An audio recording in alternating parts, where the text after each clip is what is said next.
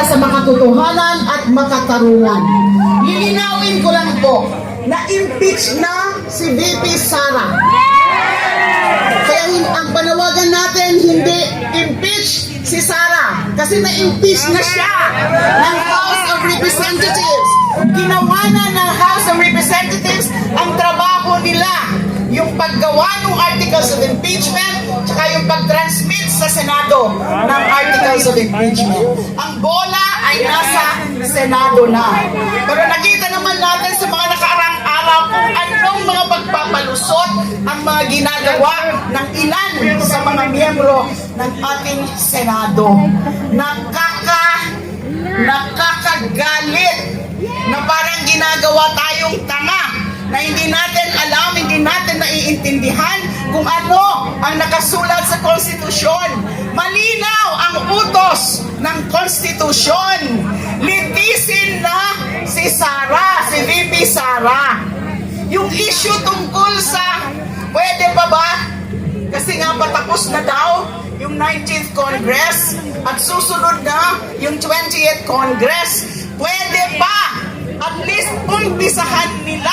Ang panawagan natin, umpisahan na ang paglilitis. Matapos ba yan o hindi, dito sa 19th Congress, dapat umpisahan na. At uumpisahan ito sa pamamagitan ng pagko-convene mismo ng Senado bilang impeachment court.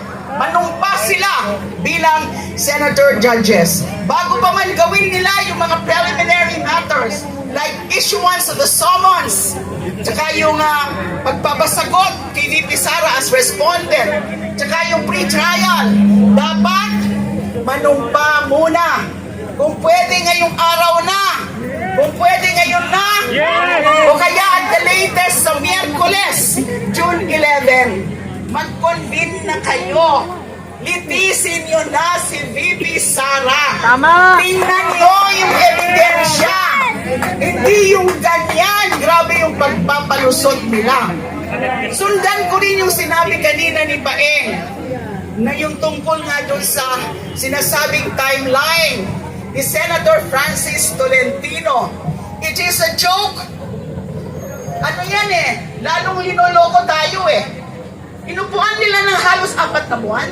Tapos sisiksikin nila yung proseso, yung proceedings. Imagine, bibigyan lang ng 2 araw ang prosecution tsaka yung defense para magpresenta ng kanilang ebidensya. Ano yan? Kahit sino hong litigator, kung sinong abogado, tanungin nyo na sanay sa mga kaso, sa mga trial, hindi po yan reasonable. Pinipilit nila yung ganyang schedule. Kasi nga, gusto nila yung para bang matapos ka agad, para sa akin, nakakakaba yun Kasi imagine 2 days lang. At sinasabi pa, dapat daw 2 lang na articles of impeachment ang gawing subject ng trial, dinidiktahan yung ating prosecution. 2 araw, ano ba? Isa sigurong testigo lang ang pwedeng ipresenta sa 2 araw. So yan ay malaking kalokohan, linoloko na naman tayo. Yan ang tinatawag ko na recipe for railroading. Gusto siguro nilang i-railroad yan. Dahil nga, para kaagad sila ng kanilang hatol na siyempre ang tatargetin nila yung mga kumakampi kay Duterte ay yung acquittal. Ang panawagan natin ngayon, umpisahan na yung mga proseso. Matapos man yan o hindi, pwede pa po sa next Congress. Mali po yung mga interpretasyon nila Attorney Tolentino, nila Senator Tolentino at ni Senator Bato de la Rosa na hindi na daw pwede sa susunod na Kongreso. Mali po. So ngayon nakita natin, dahil maraming grupo na yung nagsalita, nag-issue ng mga statements, ayan, medyo tingnan natin kung anong gagawin na nila ngayon.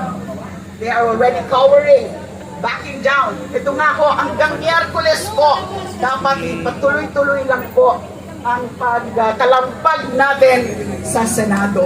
Muling, ano na lang po, isigaw mo natin, litisin na si Sara Duterte. Ngayon na. Litisin si Sara Duterte. Ngayon na. Maraming salamat po. Hindi ba tayo magkakalasan mga kasama? Inaanyaya Philippine Sea! Ibang rally pala. Hello, magandang umaga mga kasama! Mabuhay ang mga Pilipinong tumitindig! Klaro po ang panawagan natin. Sara Duterte! Sara Duterte! Konstitusyon ipatupad! Konstitusyon ipatupad!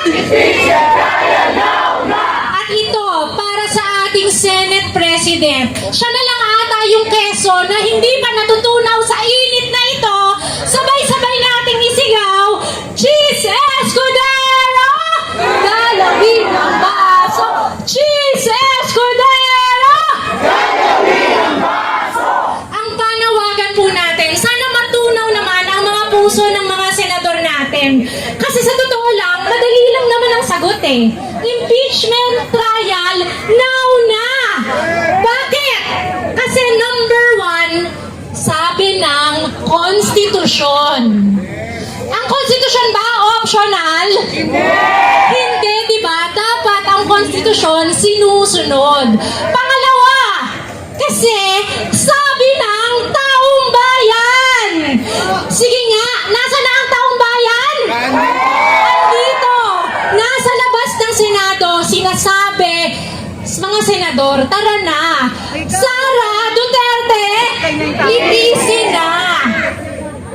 At syempre, dahil pangatlo, yun ang mandato ng hustisya.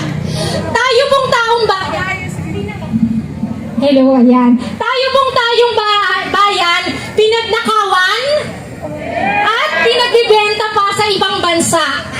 Papayag ba tayo na magkaroon na naman ng maraming Mary Grace Piatos? Ang bulong sa akin kanina nung kasama ko, yung Piatos daw cheese flavor. Ayaw po natin nun kasi ang gusto natin yung tunay sa paglasa ng mamamayang tao. At yun ang hustisya. Muli, ang panawagan po natin, impeachment trial now na. Litisin si Sara Duterte. Meron din po tayong special message sa isa pang classmate ni Senator Cheese. May mensahe po tayo kay Sen. Francis Tolentino. Sabi niya, bilisan na daw, fast track, 19 days tapusin yung impeachment trial kasi patapos na daw yung 19th Congress. Sorry po, Senator Tolentino.